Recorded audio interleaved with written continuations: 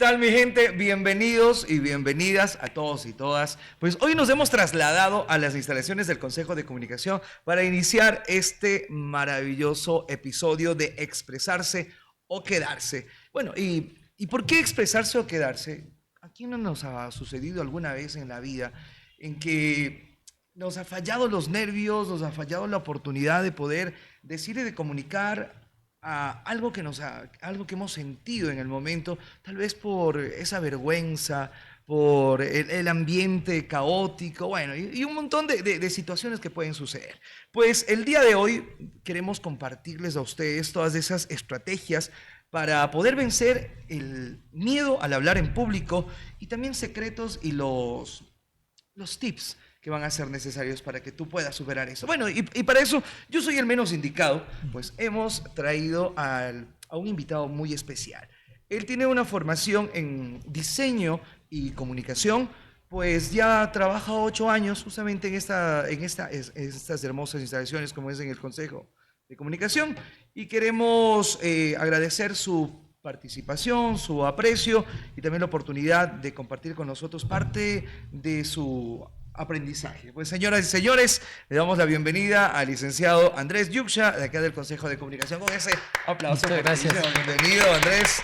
Qué gustazo ahora sí por fin conocerte y bueno, interactuar contigo. Bienvenido, Andrés. Muchas gracias, Fernando, por esta oportunidad de poder estar en tu podcast, aquí poder conversar un poquito sobre todo lo que hemos ido trabajando, sobre todo la enseñanza que hemos ido aplicando. Lo chévere es poder interactuar con ustedes, romper esa barrera de la virtualidad. Ajá. Y sobre todo poderme ya vincular un poquito más de sus experiencias también. Y bueno, y con esto también quitar el miedo, ayudarles a todos los compañeros, amigos y toda la gente que va a ver este podcast, quitarles el miedo en hablar en público.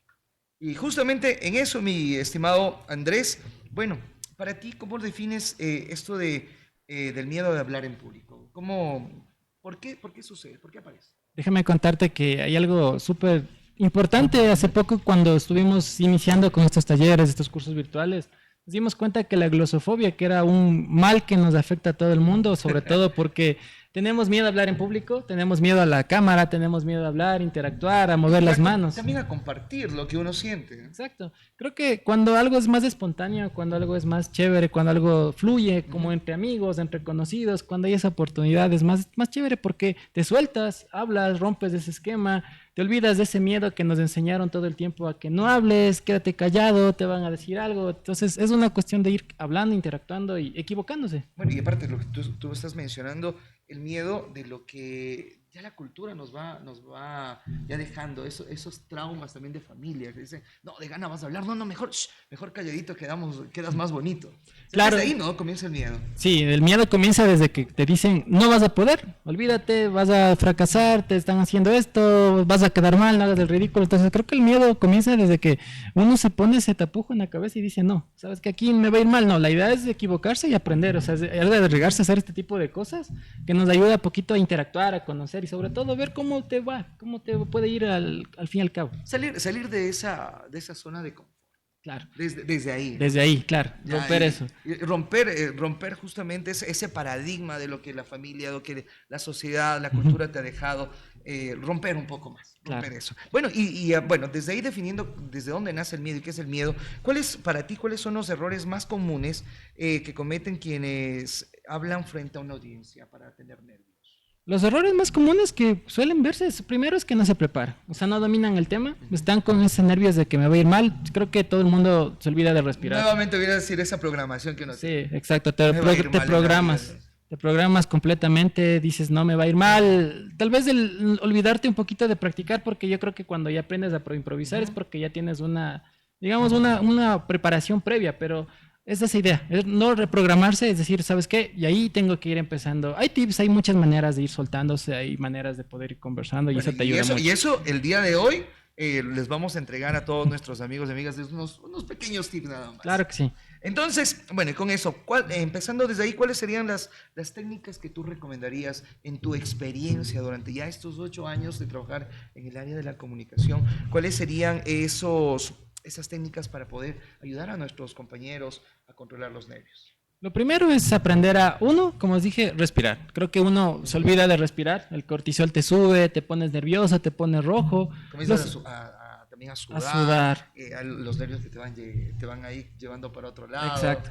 Lo segundo es aprender a soltarte un poquito las manos, como ven estamos hablando un poquito con las manos, esto también hace que todo sea más dinámico, el miedo del lenguaje no verbal es tan importante porque se ve cuando uno está así temblando. Que vaya fluyendo Exacto, la energía. se sienta que todo va fluyendo, tener seguridad, conocer el tema, como les dije, y otra vez volver a respirar ayuda mucho a evitar las muletillas, tener las pausas necesarias para poder evitar estas repeticiones, esas cosas que nos olvidamos, entonces eso ayuda mucho para poder interactuar mucho. Entonces vamos desde respirar, desde también prepararse sobre el tema, dominar el tema desde ahí también.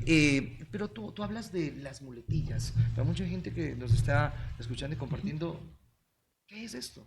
Las muletillas en sí son estas repeticiones que tenemos, estas cuestiones que ya vienen directamente, digamos, instaladas en nuestro cerebro. Estas repeticiones que cuando decimos el E, el A, repetimos palabras, nos olvidamos de cosas. Estos son elementos cuando nuestro cerebro quiere hablar antes de lo que nosotros podemos obviamente hablar con nuestra lengua. O sea, se dice que tenemos un ligero retraso. Entonces, no es que pasa eso siempre, sino que uno tiene que estar preparado, uno tiene que soltarse o tiene que conocer el tema.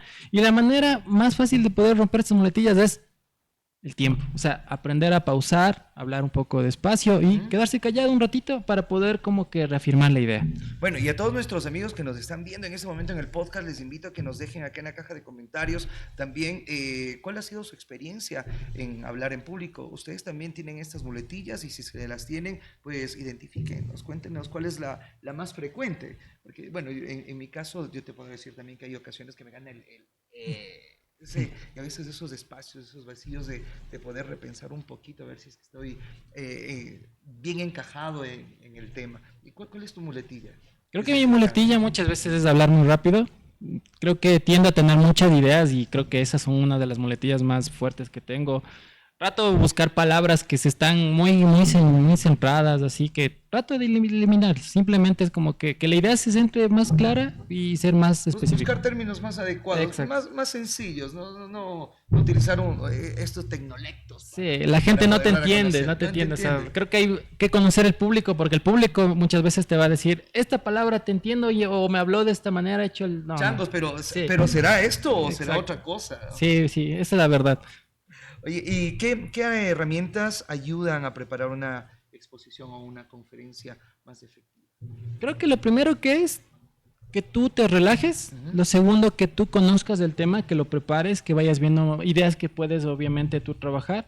Algo que a mí me sirvió mucho es poder prepararme grabándome, me di cuenta qué es lo que estaba haciendo mal, qué es lo que estaba repitiendo, que inclusive que otras personas vean y me retroalimenten, ¿sabes qué? Hablaste muy rápido, bájale el volumen, hablaste esto, no te entendí, entonces eso te ayuda porque la autocrítica no siempre es tan buena, sino que la crítica pura, eso te ayuda, o sea, lo destructivo te hace crecer. Es la que nace desde uno, antes de esperar que te critiquen los otros. Ajá. O como dicen, que te critiquen, que te critiquen. Oye, y bueno, lo que tú dices, empezando a grabarte, pero también una de las técnicas un poco más fáciles y más accesibles, bueno, ahora también tenemos los celulares que nos ayudan a esto, pero mirarse al espejo, observarse, conectar con uno y dar a conocer también el discurso, lo que uno va a hablar, pues con eso desde ahí puede irse preparando. Claro, sí, Soltándose. Siempre es importante. Soltarse creo que es algo que va fluyendo, dependiendo de la conversación, la persona, la seguridad que también te da la otra persona con la que estás hablando. En este caso, como Fernando, estamos hablando tranquilamente, ya como conocidos, como amigos, entonces es mucho más fácil hablar con una persona conocida que con alguien que te esté dando un dogma, así alguna cuestión. Y en ese caso, ¿qué hacer cuando te toca o cuando chocas con eso? Con una persona que tal vez la barrera comunicacional o la barrera emocional que sientes en ese momento, ¿cómo poder romper y poder conectar con una persona en una entrevista? Ahí hablas de algo súper importante porque la importancia de la comunicación es conectar. Creo que si tú no conectas con una persona, se rompe toda la conversación, se rompe todo el hilo, te sientes incómodo y ese momento es donde todo empieza como a fluir mal porque vas a tener no solo la negativa de la otra persona, sino que tienes que aprender a romper.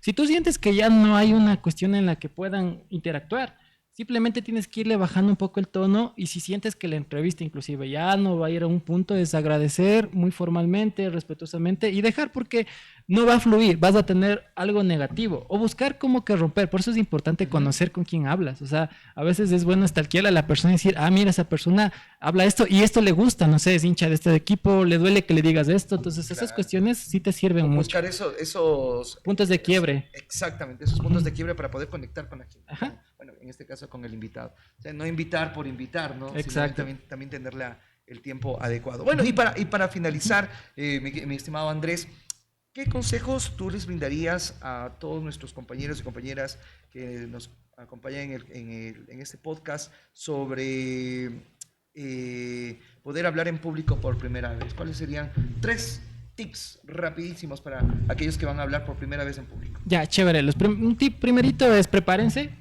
Lo segundo, fluyan. Y tercero, simplemente disfruten. Nada más. Creo que es lo más importante. En un podcast se habla, se disfruta, se crea el tema. Simplemente háganlo, equivóquense y diviértanse, nada más. Bueno, y de esta manera ya nuestra producción nos dice ya hasta ahí nomás, porque si no nos vamos a ir de largo. Y presupuesto, eso es lo que mide, y presupuesto es lo que no hay. Y con eso, mis amigos, muchísimas gracias. Hemos estado en este episodio de Expresarse o Quedarse desde las instalaciones del Consejo de Comunicación. Mi estimado Andrés, un gustazo por acompañarnos, por apoyarnos el día de hoy. Y bueno, y a todos ustedes, yo soy Fernando García, el showman, y nos vemos en una próxima.